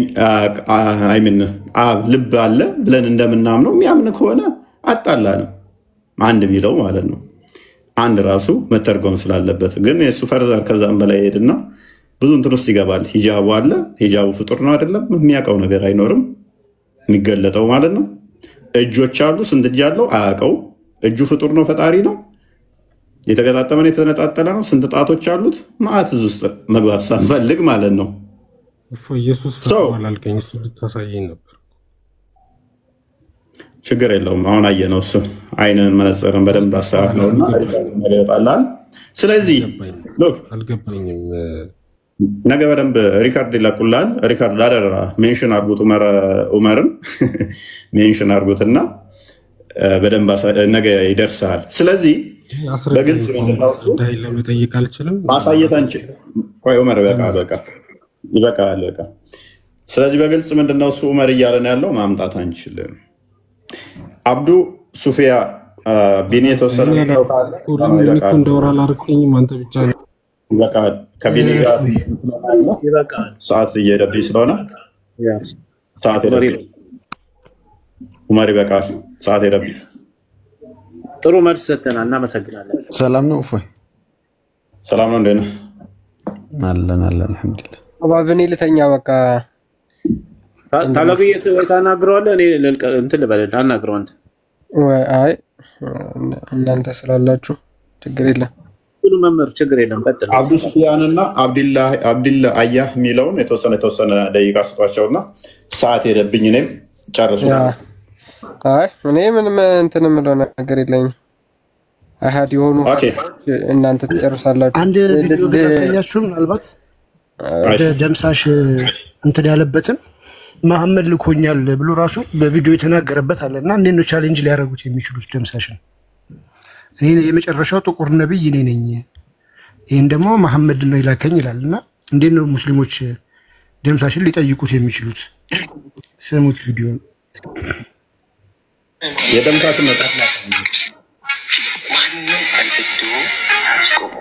ፍቅር ሲዝም በጣም የተስተካከለ የዓለም ማንነት ይፈጥራል በአጭር ጊዜ ውስጥ። የመጀመሪያው ጥቁር ነቢይ ቶችን በተለያየ መልኩ ከሂንዱዝም ቡዲዝም ሲኪዝም ጀምሮ ተቀይጠው ሌላ ምስል መልሰዋል። መጀመሪያ ያ ነቢይ ሲመጣ የጻፈው እና አሁን ያለበት ሁኔታ አንድ አይደለም። ስለ ሁሉም በአሁኑ ሰዓት ስላለው ዓለም ላይ ባለው ሃይማኖት በአጠቃላይ ያመልኩታል። ምን ይሉታል? ግን ጸሎቱ እየሰራ አይደለም። ጸሎቱ እዚህ ጋር ነው የሚሰራው። ተባርኮ ወርዷል፣ ፈቅዷል እሱ በቃ። ስለዚህ በብዙ መልኩ ሲቀያየጥ የነበረ ስለነበር አሁን ፍቅር ሲዝምን አምላክ ራሱ በሚፈልገው ቃል እና ሀሳብ እንዲሰፍር አደረገ። የነገረኝን ሁሉ ስጽፍ የኛ መጽሐፍ ላይ የሚጨምር የሚቀንስ እኔ እስካለው በህይወት ብቻ ነው የምጽፈው። ልክ እኔ የመጨረሻ ደረጃ ሲሆን የመጨረሻ ይዘጋል መጽሐፉ። ማንም መጨመር መቀነስ፣ እኔ ግን ስልጣንና መብቱ ተሰጥቶኛል ከላይ። ነቢዩ መሐመድ ሰፊ የሆነ 3 ጊዜ ሜዳ በመምጣት ሰጥቶኛል። መላእክቶችም ወደ እኔ በመምጣት እያሰመኑ መንፈስ ቅዱስም ነቢዩ መሐመድ ሰፊ የሆነ 3 ጊዜ ሜዳ በመምጣት ሰጥቶኛል። መላእክቶችም ወደ እኔ በመምጣት እያሰመኑ መንፈስ ቅዱስም ነቢዩ መሐመድን ኢየሱስን በነገርም እስካሁን በአይን ያላዩቸው አላህ እግዚአብሔር የሚባሉት የፍቅር አምላክ የሚባሉት ድምፁን ብቻ ነው የምትሰሚው። ከዛ ውጭ ነቢያቶችን በቀጥታ አይቻቸዋለሁ፣ አናግረውኛል ሁሉ እና ነቢዩ መሐመድ አናግረውኛል ይላልና እንዴት ነው የሰውዬ ቻሌንጅ ሊያደርጉት የሚችሉት ሙስሊሞች? ሁሌ ጥያቄ ይሆንብኛል። እና ቀጥሉ። ምላሱንም ገርፎታል እንጂ ምናልባት ቪዲዮ ካለ በህልሙ እየወረደ እኮ ምላሱን ይገርፍ።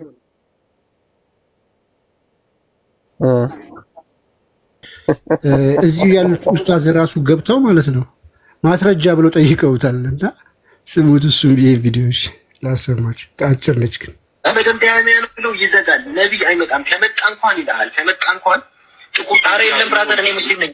የነቢያቶች መደምደሚያ ነው። አሁን ነቢ ስ ላ ሰለም የነቢያቶች መደምደሚያ ናቸው። ይህ ሀዲስ ምን ይላል? የተዋሸው ሀዲስ አላህ ከፈለገ ከኔ በኋላ ነቢይ ያለ እያለ ከምን ጋር ይጋጫል? ከቁርአኑ ጋር ይጋጫል። ምንድን ነው ያላቸው? ልብ ብሎ ሀጭነች ከዚህ የሚታወቅ ኡስታዝ ነው ገብቶ እየተነጋገሩ አላህ ቢሻ እንጂ ከኔ በኋላ ነቢይ አይመጣም የሚል ሀዲስ አለ። እሱ ደኢፍ ነው ተብለው ውድቅ አድርገውታል። እና እሱ ሀዲስ ለኔ ነው የተነገረው ቢሻ ስለሚል ስለፈለገ ልኩኛል ነው እያለ እየሞገታቸው ያለው። በደምዳሜ ብሎ ይዘጋል። ነቢይ አይመጣም። ከመጣ እንኳን ይልሃል። ከመጣ እንኳን ጥቁር ጣሪ የለም። ብራዘር እኔ ሙስሊም ነኝ። የነቢያቶች መደምደሚያ ነው። አሁን ነቢ ስ ላ ሰለም የነቢያቶች መደምደሚያ ናቸው። ይህ ሀዲስ ምን ይላል? የተዋሸው ሀዲስ አላህ ከፈለገ ከኔ በኋላ ነቢይ ያለ እያለ ከምን ጋር ይጋጫል? ከቁርአኑ ጋር ይጋጫል። ስለዚህ የተዋሸ ያሉት ሀዲስ ለእኔ የተነገረ ሀዲስ ነው። መደምደሚያ ነቢይ መጥቻለሁ ነው። ዛሬ ይመቸው ደምሳሽ አዲስ ያነባር ማለት ነው። በነገራችን ላይ እነሱ ዳይፍ ብለውት ነው እንጂ መጀመሪያ ሳሂ ነበር። እሱ ነብይ እንደሆነ ሲያውቁ ዳይፍ ያሉት መሰገጥ እኮ ነው። እንደዛ የሚሰግጡት እነሱ እንደሚሰግጡት ማለት ነው። ያው በረዛችሁ ዳይፍ አደረጋችሁት ብለው ስግጥ በቃ ደግሞ እኮ ትክክል እኮ ነው። ዳይፍ ያደረገው እኮ ሼክ አልባኒ ነው። ሼክ አልባኒ ደግሞ መቼ ነው የመጣው? የዛሬ 50 ዓመት አካባቢ ማለት ነው። 1930 ምናምን አካባቢ ነው የሞተው። የዛሬ 70 ዓመት ምናምን አካባቢ። ከዛ በፊት እንግዲህ ሐዲሱ ታማኝ ነበር። ትናንት መጣና ይሄን አዲስ ዳይፍ እንበል ዳይፍ አይደል አጭድ ለምን ተአምር እኮ እሱን አሁን ሊከራከሩ የሚችሉበትን መንገድ የለም። አሁን እነዚህ ሰዎች በቃ መጽሐፉን ዳይፍ አድርጋችሁታል፣ አዲሱን ዳይፍ አድርጋችሁታል። ቁርአንም ማስረጃ አለው። ቢመጣ እንኳን ነብይ ይመጣል ብሎ መሐመድ ተናግሯል። ከዛ በኋላ ደግሞ ደምሳሽ መጥቷል። አለቀ። ለጥቁር ደግሞ ቁርአንም ይደግፈዋል። ለሁሉም በየቋንቋ በየነገዱ ልካለው ስለሚል ለጥቁር የተላከ ለኢትዮጵያ የተላከ ነብይ ነው እሱ። ስለዚህ ቁርአንም መሰረት አድርጋለሁ። አብዲ ሱፊያ ሙስሊም ነው ክርስቲያን ነው? አይ ሁለቱም አይደሉም። በየአይነት ነው ማለት ሁለቱም ካልሆንክ ምንድነው? አይ ዝም ያልኩት እስካሁንም ማዳመጥ ስለመወድ ነውና እየመረመርኩ ነው ልበል። አይ አንተ ነህ እኮ የምታውቀው ለኔ ብለህ ነው እንደምትለኝ ማለት ልበል ስትል ሙቼዝ አንተ ማታምንበትን ልትለኝ ማለት ነው። ኦኬ ቶፒኩም ነበር ረሳሁት። እንትን ይወርድ ነበር እያዳመጥኩ ነው ብለህ ቶፒኩን ረሳው። ደስ ይላል። ደህና ደሩ እናንተ ሰዎች። እኔ ሰዓት ይርብኛል። ያንተ ይመቻል። አውራኝ እንጂ ምን ነው እንዴ? እያዳመጥኩ ነው ብለኝ ከዛ እየመረመርኩ ነው እያዳመጥኩት ነው ካልከኝ በኋላ ቶፒኩን ረሳው አልከኝ እኮ። አዎ ትንሽ እንትን ብሎኝ ነበርና እንቅልፍ እንትን ብሎኝ ነበር። ደህና ደሩ በቃ ፕሮፌቲ ሁላችሁንም ሌላ ቀን እንገናኛለን። ሁላችሁ አስገባኝ። እሺ ቀጣይ ስትገባ አስገባኝ። እሺ ችግር የለም። እሺ እፎይ በቃ መልካም አዳር። ምናልባት ዑመር ቅድም አላህ ማን ነው ያህዌ ነው ለማለት ሞክሮ ነበር። እንደዛ አይነት ነገር አባት ነው ለማለት ሞክሮ ነበር። ይሄን አስተምሮ ያነሱ ሰዎች ድራሻቸው ጠፍቷል። እንኳን አንተ ተወው ጭቅጭቅ በመሐከላቸው አስነስቶ ድራሻቸው ጠፍቷልና ባታነሱት ጥሩ ነው። ሙስሊሞች ከዚህ በኋላ አልተቀበሉትም። አብዛኛዎቹ ሙስሊሞች አዲስ አስተምሮ ነው ብለው ተቀበሉ ነው ያሉትና በምንም ተአምር አላህ አባት አይደለም። ዑመር አላህ ፈጣሪ ነው ትላለ፣ አስገኘ ነው ትላለ፣ በተአምር አባቴ ነው ግን አትለው። እኛ ግን መጽሐፍ ቅዱስ እንደሚነግረን እግዚአብሔር አስገኛችን ፈጣሪያችን ነው፣ እሱም አባታችን እንለዋለን፣ እሱም ልጆቼ ብሎ ይላል። ይሄ መጽሐፍ ቅዱስ አስተምሮ ነው። እስልምና በምንም መልኩ ስለማይል ታው ይሄ የመናፍቃን አስተምሮ ነው ተብሏል። አሁን ሰሞኑን የመናፍቃን አስተምሮ ነው እስልምና ላይ የገባ አዲስ አስተምሮ እየተባለ ነው እና የመናፍቃንን ትምህርት ታው ከእስልምና ያስወጣቸዋል። ይሄን ነው ማለት የምፈልገው። እፎይ ይቅርታ አንዴ ሉቃስ 19 ታብራራኛለህ? ሉቃስ 19 ምን ሆነ? 27 1927 ከቁጥር 11 ጀምረህ አንብበው። ምሳሌ ረዱ ይላል ኢየሱስ ክርስቶስ ምዕራፍ 11 ከቁጥር 11 ጀምረህ አንብበው አልኩህ። እሺ አነበብኩት እኮ። ቁጥር 11 ላይ ምን ይላል? አይ ሁለተኛ ዲቫይስ እንኳን አላዝኩኝም። ታነብልኝ እኔ የሚከፍት የለም አሁን። ስለዚህ ቁጥር 11 ላይ አንብበው። ከቁጥር 11 ጀምረህ አንብበው። ምሳሌ ነው። እሱም ደግሞ በትንሣኤ ቀን የሚሆን ነው። ኦኬ ሶሪ በትንሣኤ የሚሆን ነው። ከእግዚአብሔር መለየት፣ መታረድ፣ መሞት ማለት ነው። ስለዚህ በትንሣኤ ዕለት ማቴዎስ ወንጌል ምዕራፍ 25 ላይ ስትመለከት ማቴዎስ ወንጌል ምዕራፍ 25 ላይ ከቁጥር 36 አካባቢ ጀምሮ ስትመለከት መላእክቶቹን ወደ ተዘጋጀላችሁ በቀኝ ያሉትን ወደ ገነት ይልካቸዋል፣ እነኛን ደግሞ ከመላእክቶቹ ጋር የት ይልካቸዋል ማለት ነው? ወደ ሲኦል ይልካቸዋል ማለት ነው። ወደ ተዘጋጀላችሁ ሂዱ እስከ መላእክቶቻቸው ይላል። አጫጆቹ ማናቸው? መላእክቶች ናቸው። ልክ በምሳሌ አስቀድሞ ምን ብሎ ያስተምሯቸዋል? ገበሬ ስንዴ ይዘራል፣ ከዛስ ጠላት መጥቶ እንክርዳድ ይዘራል። እንጨደው እንዴ ብለው ይሉታል። አይ ተውት እስከ መከር ድረስ እንትኑን ስነቅል እንክርዳዱን አይዳለው ስትል ምርቱን ስለምትል ማለት ነው። እስከ መቼ ድረስ? እስከ መከር ተዋቸው፣ በኋላስ ምርት ለብቻ ገለባ ለብቻ ይሆናል ብሎ ይነግራቸዋል ማለት ነው። ስለዚህ መቼ ነው አጨዳው የሚኖረው? መለየቱ መቼ ነው የሚኖረው? ወንድማችን መጨረሻ ነው ማለት ነው። እንክርዳድ ከስንዴ የምንለየው መጨረሻ ነው። ስለዚህ እስከዛ ድረስ አብረው ይቀጥሉ ነው።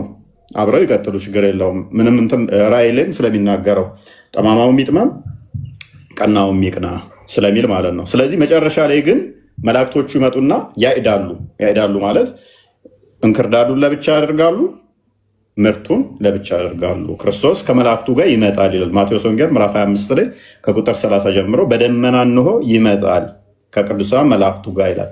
ከዛ በኋላ እነኛም በቀኙ ያሉትን ወደ ኑ እናንተ ዓለም ሳይፈጠር የተዘጋጀላችሁ ወደ አባቴ ብሩካን ብሎ ይላቸዋል። እነኚዎቹን ደግሞ ከመላእክቱ ጋር ይልካቸዋል። ስለዚህ ያንን የሚያመለክት ነው። በቁጥር 11 ላይ ግን ብታነበው ምን ይላል መሰለ? ምሳሌ ነው። በምሳሌ ነገራቸው። ስለ አንድ ንጉስ ታሪክ ነው የነገራቸው ምሳሌ አድርጎ። ስለዚህ ምሳሌው ምንድነው? በኋላ እንዴት እንደሚለዩ ምርትና ገለባ እንዴት እንደሚለይ። ለምሳሌ እህል ስታጭድ ካየ ከስር እንትኑን አይደለም የምታይደው፣ ከላይ ፍሬዋን የምትፈለገው አይደለም፣ ከእንትኑ ነው የምታይደው የምትፈልጋት ጭንቅላቷን ነው አይደል? ከዛ በኋላ ገለባው ከእህሉ ይለያል አይደለ? የምትፈልጋት ምርቷን ነው ማለት ነው። ስለዚህ ገበሬዎቹ ማናቸው? እንትኖች ናቸው የሚያይዱት፣ ገበሬዎቹ መላእክቶች ናቸው። እና እንደዛ ያንን የሚናገር ክፍል ነው። ምሳሌ ነው እንጂ ሊተራሊ አድርጉ የሚል አይደለም። ከቁጥር 11 ጀምሮ አንብበው። እና እንትን ሌላ ሰው ስጠይቅ ደግሞ እንትን ረዱአቸው የሚለውን በመዝገበ ቃላት ሲያሳይኝ ባረከ ምናምን ይላል። እንደሱ አይነት ትምህርት አለ አንተ ጋር? ባረከ ማለት ረዱአቸው ብሎ ረዱአቸው ነው እንትን ቃሉና ዲክሽነሪ ላይ ሲያሳየኝ ባረከ ነው የሚለው እንትን እንደሱ አይነት አይ ክፍሉ እንትኑን አላወኩትም። ባላወኩት ላይ ባላየሁት መዝገበ ቃላት ላይ መናገር አልችልም። አልገባኝም እያልኩኛል። ኮፒ አድርጎ ነበር እንትን ያለው ረዱአቸው ነው የሚለው አማርኛው እና ረዱአቸው ኮፒ አድርጎ እንትን ሲያደርገው ዲክሽነሪ ላይ ባረከ ይላል። እንትኑ ባረከ የሆነ ዳይሬክሽን እየጠቆመ እንትን ይላል መዝገበ ቃላቱ ማለት ነው። መዝገበ ቃላቱን አላወኩም፣ ስለዚህ እንደዚህ ማለት አልችልም። ነው በቃ ጊዜ ሲኖራቸው አስገባኝና አንዳንድ ጥያቄዎች ይኖሩኝ። ዋናው ግን ምንድነው እሱ እርድ የሚባለው ያለው በአዲስ ኪዳን ላይ ቀደም እንዳልኩ የኛው የመጣው ከዛ አንፃር ነው። ምሳሌውን ማቴዎስ ወንጌል ላይ ታገኘዋለህ። ማቴዎስ ወንጌል ምዕራፍ አንድ ላውጣል።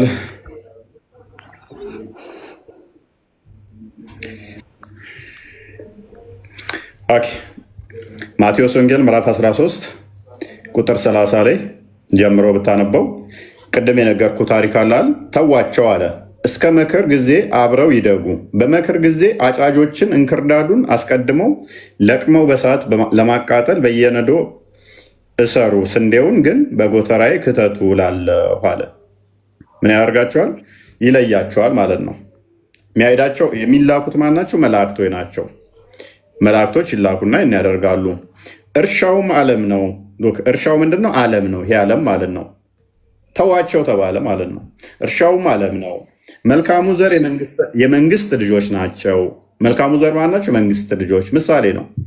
እንክርዳዱ የክፉ ልጆች ናቸው። የዘራው ጠላት ዲያብሎስ ነው። መክሩም የዓለም መጨረሻ ነው። መክሩ ምንድነው? የዓለም መጨረሻ ነው። አጫጆቹ መላእክት ናቸው። የሚያይዱት ማን ናቸው?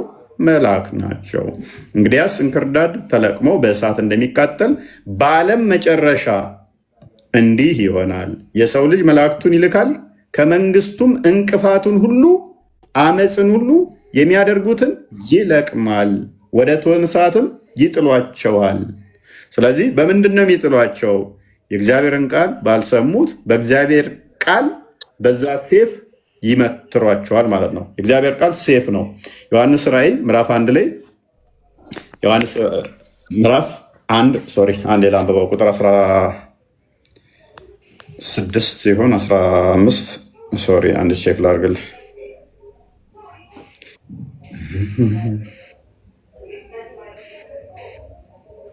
ሎክ በቀኝ እጁም 7 ከዋክብት ነበሩት፣ ከአፉም በሁለት ወገን የተሳለ ስለታም ሴፍ ወጣ፣ ፊቱም በኃይል እንደሚያበራ እንደ ፀሐይ ነበር። ስለዚህ የእግዚአብሔር ቃል ምን ተብሎ ይጠራል? ሴፍ ተብሎ ይጠራል ማለት ነው። ስለዚህ በእግዚአብሔር ቃል ምን ያደርጋሉ? ይቆርጣሉ ማለት ነው፣ ይለያሉ። ሜቢ ግልጽ ነው፣ ሜታፎሪክ ስለሆነ ምሳሌያዊ ነው። አሁን ግን ሊትራሊ የተናገረው ለመላእክት ነው ወይስ ለሰዎቹ ነው? ምኑ እነኛ የተነገረው መላእክቶችማ አይደሉም። መላእክቶችማ የተጣሉ መላእክቶች አሉ። እነሱ ከእንትኖቹ ጋር አብረው ወደዛ ሄዳሉ። ለሰው ነው የተነገረው። እዛ ጋር በምሳሌ ነው አለ እኮ መጨረሻ የሚሆን ነው።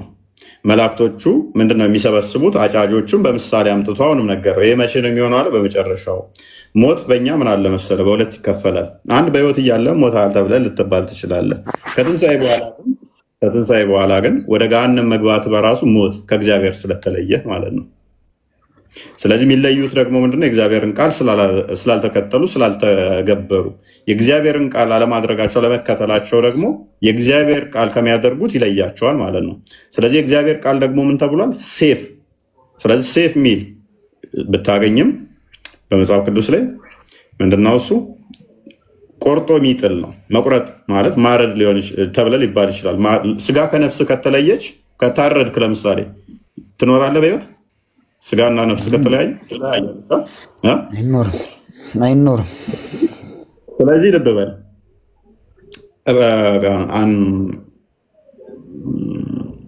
ጀምስ ወይም ደግሞ ያዕቆብ ምዕራፍ 2 ቁጥር 26 ላይ ስጋ ከነፍስ ከተለየ ሙት ይባላል ይላል። ስለዚህ የእግዚአብሔር ቃል ደግሞ ምን የሚያደርግ ነው ብያለሁ? የሚለይ ነው። ሴፍ ተብሎ ተጠርቷል። ሞት እኛ ስጋና ነፍስ መለየት ብቻ አይደለም፣ ኤግዛምፕል ነው ብያለሁ። ያንኛው የመጣው ከእግዚአብሔር መለየትም ሞት ተብሎ ይጠራል። ግልጽ ነው። ይሄኛው መዝገበ ቃላቱ ወር ላይ ሰምን ይችላል። ይሄኛው እንኳን ሊትራሊ እንደዚህ ትንሽ ልጨምርልህና ሊወጣ ስለሆነ እሱ ኦኬ አንድ ጥቅስ ላንብበለትና ሞት እንትን እንደሚባል እሺ ቀጥላለህ። እኛ ውጊያችን አሁን ምን መሰለ አብዱ እንደዚህ ይላል መጽሐፍ ቅዱስ ኤፌሶን ምዕራፍ 6 ቁጥር 11 ላይ የዲያብሎስን ሽንገላ ትቃወሙ ዘንድ እንዲቻላችሁ የእግዚአብሔርን ዕቃ ጦር ሁሉ ልበሱ አለ። የእግዚአብሔር ጦር የሚባለው ዕቃ የሚባለው ሴፍ የሚባለው ምንድነው? እሱ መጋደላችን ከደምና ከስጋ ጋር አይደለም ማለት። እዛ ጋር ግደሉ እረዱ የሚል አይታላ ይመስላል። ለዛ መጋደላችን ከስጋና ከደም አይደለም ማለት። የሰው ልጅ ደምና ስጋ አለ የለውም? ወንድማችን አለ የለውም? የለውም። ስጋና ደም የለህም አንተ? ምን ነበር ያልከኝ?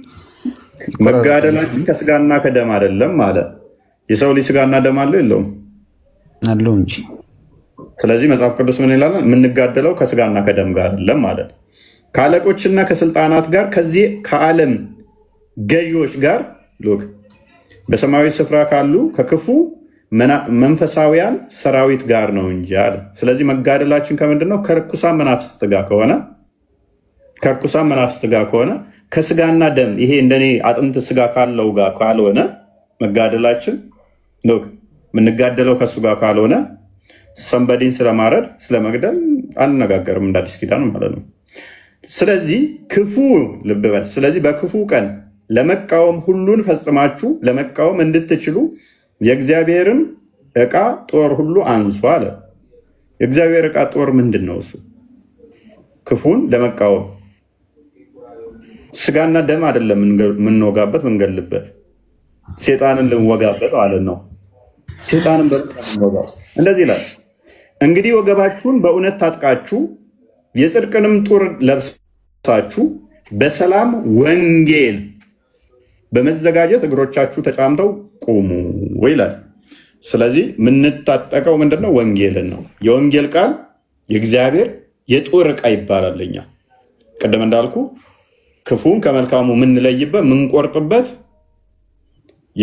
ወንጌል የእግዚአብሔር ቃል ምን ተብሎ ስለተጠራ? ሴፍ ተብሎ ስለተጠራ ማለት ነው። ስለዚህ ክፍሉ አንደኛ የሚያወራው ትእዛዝ ሳይሆን ምሳሌ ነው። ምሳሌውም ደግሞ የሚለዩት መቼ ነው? ማቴዎስ ወንጌል ምዕራፍ 13 በሰጠው መሰረት በትንሣኤ ቀን ነው። አሁን ግልጽ ገብተዋል? አዎ። ንግግሩ ግን ለማን ነበር? ይቅርታ ሙሉን አላነበብኩምና ለማን ነበር የተናገራችሁ? ምሳሌ ነው።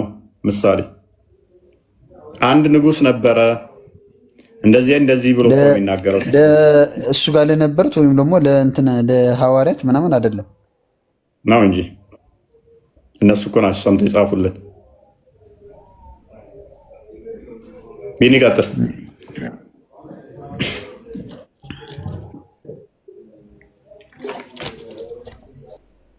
ምሳሌው ሲፈታ እየነገረ እኮ ነው። አሁን በምሳሌ ክርስቶስ ተናገረ። አንድ ንጉስ ወደ ሩቅ አገር ሄደ፣ መንግስት ለሱ ሊያመጣ ሄደ።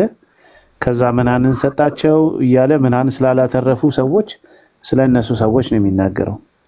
እና መጨረሻ ላይ ክርስቶስ በላያቸው ላይ ሊነግስ ያልወደዱ ሰዎች እነሱን አምጡና በፊት ይረዷቸው ይላልና ያ በምሳሌ ነው የተነገረው። በመጀመሪያ ንጉሱ ነው እንደዛ ይላል ብሎ ነው የነገራቸው። ግን መጨረሻ ላይ ለክርስቶስ ይሆናል የሚለው ነገር በእናምንም እኛ ክርስቶስ ዛሬ ንጉስ እንዲሆንባቸው እንዲነግስባቸው አምላክ እንዲሆንባቸው ያልፈለጉ ሰዎች በመጨረሻ ቀን ከባድ ነው ለነሱ ነው። በምድር ላይ አሰቃቂ የሚባለው ግድያ ምንድነው? ሰውን በማረድ ነው የሚገደለው አይደለ? በትንሣኤ ቀን ደግሞ ለነዚህ ሰዎች ክፉ ነገር ይገጥማቸዋል ነው። ሊትራሊ ይታረዳሉ ማለት አይደለም። ከትንሣኤ በኋላ የምትነሳው ሰውነት የሚታረድ ምናምን አይደለም። ሞት የለም። ኦኬ፣ ሞት የሚባል የለም ከዛ በኋላ።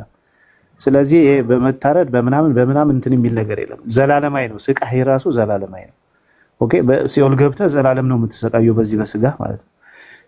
መንግስተ ሰማያት የሚገቡት ደግሞ ዘላለማዊ ደስታ ነው። ስለዚህ መላእክትም ራሱ እንደ ምድር ስርዓት በሰይፍ በምናምን የሚቆራረጡ አይደለም። የእግዚአብሔር ስርዓት እኮ እንደ ምድር ስርዓት አይደለም። ዘላለማዊ የሆነ ቅጣት ይሰጣል። ብቻ ክፉ ቀን መሆኑን ክርስቶስን አሁን የካዱ ክርስቶስ የሚዘባበቱበት ለነሱ መጥፎ ቀን ክፉ ቀን እንደሆነ በዛ በምሳሌ ለመናገር ነው። በቃ አጠቃላይ ሐሳቡ ያን ነው። ክርስቶስ እንዲነግስባቸው ያልወደዱ ሰዎች በመጨረሻ ቀን ፍርድ ያገኛሉ ነው። እና የምድር ላይ ያለውን የክፋት ያለውን ቅጣት አምጥቶ በዛ መስመር ነው እየነገራቸው ያለው። ስለዚህ አጠቃላይ እንደዛ ነው የተናገረው። ለማን ነው? ለሐዋርያት ነው በምሳሌ የተናገረው፣ ግን በአንድ ንጉስ አድርጎ ነው የነገራቸው ማለት ነው። ስለዚህ ክርስቶስ እንዲነግስብህ ካልወደድክ አንተ መጨረሻ ሞት ነው፣ ጥፋት ነው ነው። ግን የሰውነት የሚታረድ ሰውነት ይዘህ አትነሳም።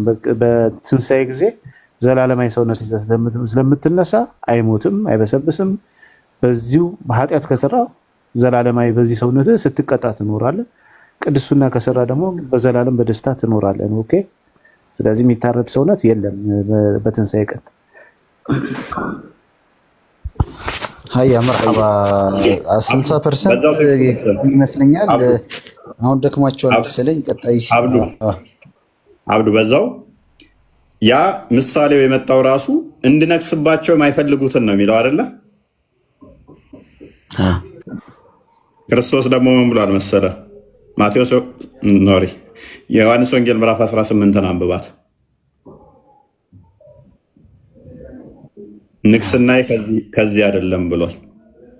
ስለዚህ በዚህ ንግስና አለ ብለን ሴፍ ምናነሳለት እንደሌለ ጴጥሮስን ሴፍ የሚያነሳ በሴፍ ይሞታል፣ ሴፍን ወደ ሰገባው መልስ፣ ንግስናዬ በዚህ አይደለም በምድር አይደለም ብሎ ልክ እንደኛ እንደምንጠብቀው ሴፍ ዘን እንደዚህ ምናነክሰው እንዳልሆነ ክፍሉ ዮሐንስ ወንጌል ምዕራፍ 18 ቁጥር 36 አካባቢ ላይ ቼክ አድርገው። ስለዚህ እንደዛ ነው። ይበቃችኋል። ውረድ። የመጨረሻው ይሻላል። ውረዱ 7 ሰዓት እንዴ! እንቅልፍ መተኛት አለ እኮ እናንተ ሰዎች። እንዴ ነችና አሁን ፎቶ ያንሱ ልጆች። ታይሜን ወስዳችኋል። የፎቶ ሰዓቴ ነው።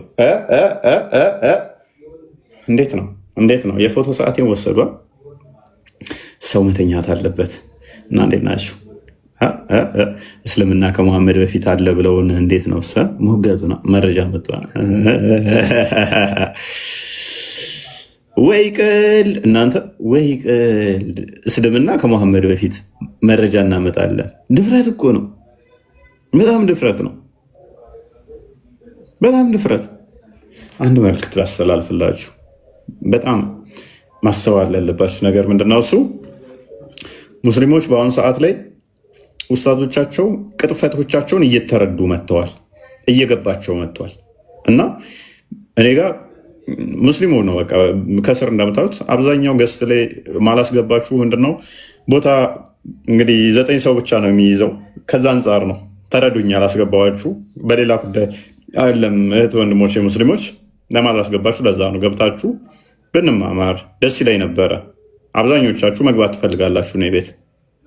ኡስታዞቻችሁ እንደሚዋሿችሁ አውቃለሁ። በርቱ፣ እግዚአብሔር ረዳችሁ፣ ይወዳችኋል ክርስቶስ። ልባችሁን አታጠንክሩት። ኡስታዞቻችሁ ሂዱና ኤቴስት ቤት ተቀመጡ፣ ግብረ ሰዶማውያን ጋር ህብረት አድርጉ ሲሏችሁ ቆም ብላችሁ አስቡ። ወዴት ነው እየመሩን ያሉት? ለምንድን ነው እንደሚጫወቱብን? ከኤቴስት ጋር እነሱ ህብረት አድርገው ከግብረ ሰዶም ጋር ህብረት አድርገው እናንተን ከነሱ ጋር ህብረት እንድታደርጉ ሲመክሯችሁ ቆም ብላችሁ አስቡ። እኛ እያልናችሁ ያለነው ምን እንደሆነ ተረዱ። ባለጌ ተሳዳቢ ከሆኑ አካላት ጋር ህብረት እንድታደርጉ እነሱ ህብረት አድርገው ህብረት እንድታደርጉ እያደረጓችሁ ከዛ መልሰው እኛ እንሳደብም ጨዋነን እፎይ ተሳዳቢ ነው ሲሏችሁ አይምሯችሁን ተጠቀሙ፣ አስተውሉ። ብዙዎች በዚህ መልኩ እየዳኑ እንደሆነ አውቃለሁ። ብዙዎችም ያወሩኛል። እናንተ ምችን አጋጣሚ ተጠቀሙና ነፍሳችሁን አድኑ።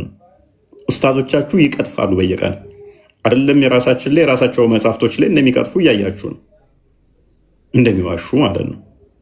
በተለይም ግን ከባለጌ ግብረ ሰዶሚያን ጋር ህብረት አድርጉ ሲሏችሁ እንዴት አትነቁም? እነሱ ከነሱ ጋር አብረው ህብረት ሲያደርጉ እንዴት አትባነኑ? እና ወዳችኋለሁ። እችን ግን አስቡባት። እሺ አስቡባት። ቻው